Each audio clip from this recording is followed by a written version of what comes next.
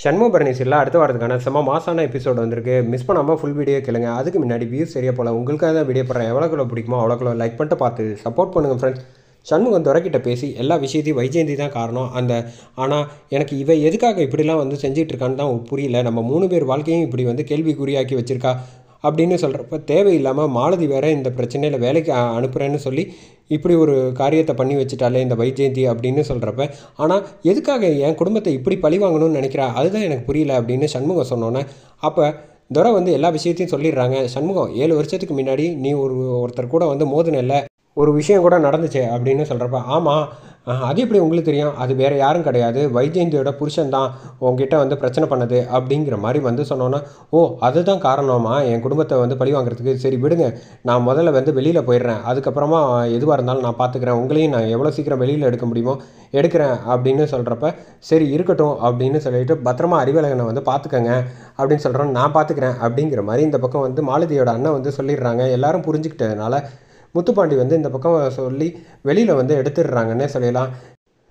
Bharani phone பண்ணி முத்துப்பாண்டிக்கிட்ட என்னாச்சு சண்முகம் ஆளையே காணுமே அப்படிங்கிறப்ப, என் கூட தான் வந்துட்டு இருக்கா, அப்புறம் இன்னும் ஒரு 10-15 நிமிஷத்தில் வீட்டுக்கு வந்துடும், நீங்கள் வந்து வீட்டில் வந்து தடபுடலாக ஃபங்க்ஷன் எல்லாமே ஏற்பாடு பண்ணுங்கள் அப்படின்னோடனே சரி அப்படின்னு சொல்லிட்டு இந்த பக்கம் முத்துப்பாண்டி அழைச்சிட்டு வந்துட்டு இருக்கானா அவன் அண்ணனை, நீங்கள் அதனால் எந்த கவலையும் பண்ண வேணாம், நம்ம வந்து கிருஷ்ண ஜெயந்தியை சிறப்பாக கொண்டாடிடலாம் அப்படின்னு சொல்லிட்டு இந்த பக்கம் வந்து வாசலில் வந்து காலடி தடம் வந்து அழகாக வச்சிடுறாங்க. கிருஷ்ணர் வரதுக்காக வச்சு முடிச்சுட்டு இந்த பக்கம் வாசலையே வந்து பார்த்துட்டு இருக்க சமயத்தில் தான் கரெக்டாக வந்து வண்டியில் வந்து இறங்குறாங்க சண்முகம் இறங்கினோடனே கரெக்டாக வந்து அந்த காலடி தடம் பக்கத்துலேயே வந்து இந்த சண்முகம் வந்தோடனே ஓடி வந்து பரணி வந்து கட்டி பிடிச்சிக்கிறாங்கன்னே சொல்லிடலாம்.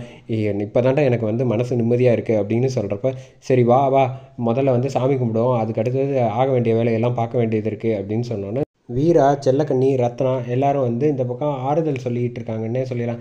சரி சரி விடாதீங்க, நமக்கு இன்னும் முக்கியமான நிறைய காரியம்லாம் இருக்குல்ல அப்படின்னு சொன்னோன்னே, வந்த வேலையை விட்டுட்டு எதுக்காக வந்து இப்போ அவசர அவசரமாக ஸ்டூடியோவுக்கு போகணுன்னு சொல்கிறேன், எனக்கு ஒன்றுமே புரியல.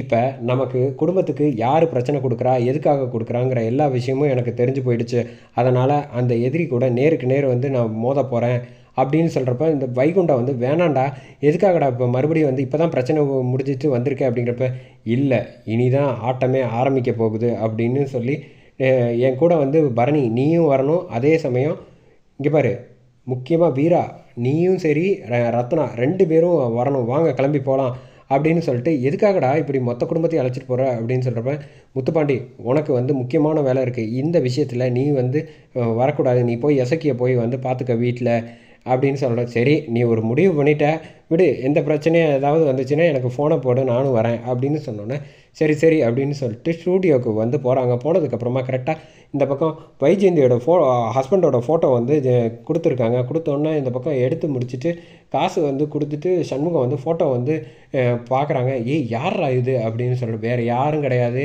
இதுதான் வைஜெயந்தியோட புருஷன் அப்படின்னு பரணிக்கிட்டேயும் வீராக்கிட்டேயும் வந்து சொல்கிறாங்க. என்ன சொல்கிற நீ அப்படிங்கிறப்ப, 7 வருஷத்துக்கு முன்னாடி இவர் தான் நம்ம கூட வந்து மோதினார், ஞாபகம் இருக்கா, ஒரு பிரச்சனை கூட நடந்துச்சுல்ல அப்படின்னு சொன்னோன்னா, ஆமாம் அது வேறு யாரும் கிடையாது, இவர் தான், இதனால தான் நம்ம குடும்பத்தை பழி வாங்கணுங்கிறதுக்காக இப்படி திட்டம் போட்டுக்கிட்டு இருக்கான் அந்த வைஜெயந்தி.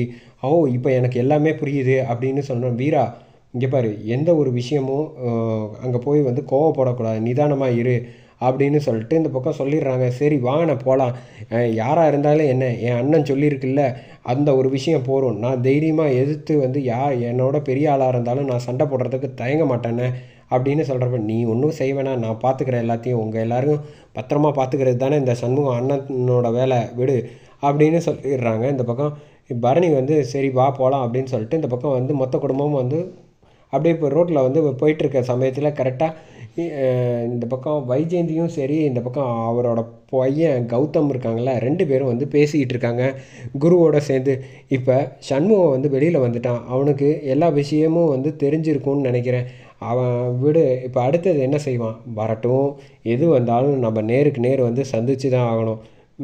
அவன் கூட வந்து சும்மா வந்து ஒளிவு மறைவாக மறைஞ்சு விளாண்டுட்டு இருந்த ஆட்டமே போகிறோம், எனக்கே சலிப்பு தட்டி போயிடுச்சு, நானும் வந்து எத்தனை மாதிரி தான் நல்ல மாதிரியே அவன்கிட்ட வந்து பேசி இருக்குது, அதெல்லாம் எனக்கு பிடிக்கல, இப்போ அவனே வந்தாலும் சண்டை போடுறதுக்கு நான் தயாராகிட்டேன் அப்படிங்கிற மாதிரி வந்து சொல்லிகிட்டு இருக்காங்க. நல்ல நேரம் தான் பார்த்தீங்களா, ஏத்தாப்புலேயே வந்து கரெக்டாக இந்த பக்கம் சண்முகம் குடும்பத்தோடு வந்து நடந்து வந்துட்டு இருக்கான் அப்படிங்கிறப்ப, வரட்டும் வரட்டும் இந்த பக்கம் ரத்னாவும் வீராவும் பரணி 3 பேரும் வந்து காட்டுறாங்க, அந்த வைஜெயந்தி வந்துட்டு இருக்கா பாரு, எல்லா பிரச்சனையும் காரணமானவ அப்படிங்கிறப்ப, சரி விடு நான் பார்த்துக்கிறேன் அப்படின்னு சொல்லிட்டு இந்த பக்கம் சண்முகமும் வைஜெயந்தியும் நேருக்கு நேர் பார்க்குறதோட செம பரபரப்பாக முடிச்சிருக்காங்கன்னே சொல்லலாம்.